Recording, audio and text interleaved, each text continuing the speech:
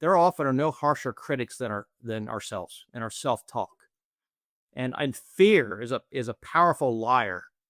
And if you get caught into that fear, it limits the capacity of human potential. How have you noticed a change in how you see the world since 2023?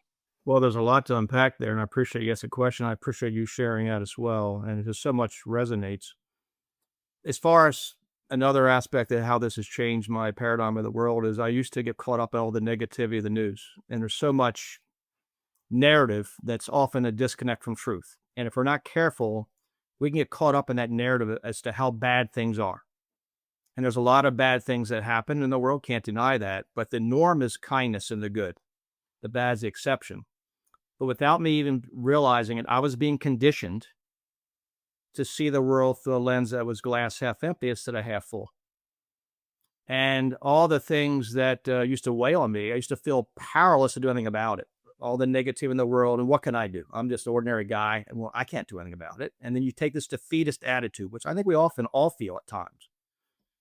And I now feel empowered that, you know what, I don't feel powerless anymore. Maybe I can do something after all. If nothing else, I'm committed to try.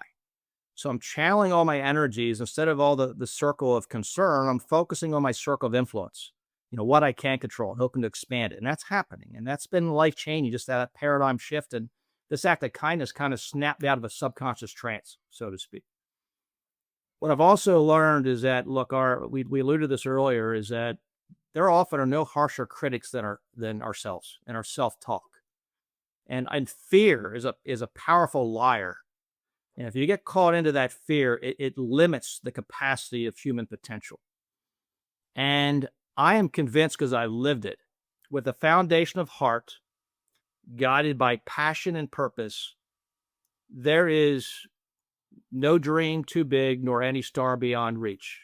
Because I am convinced that there's nothing impossible when you believe in the I'm possible.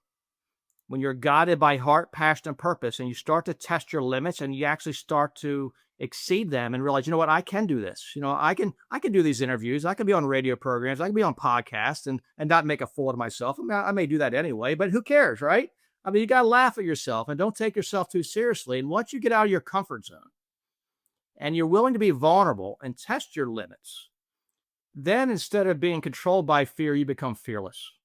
And that's the only way to become fearless. You got to confront your fears head on. And in many respects, I look at this journey, most of us run away from our fears and try to avoid them. And Randy, I often describe in this way, is like, I have stared every fear, every worst fear you can imagine that I have. I'm doing a dead sprint right at them.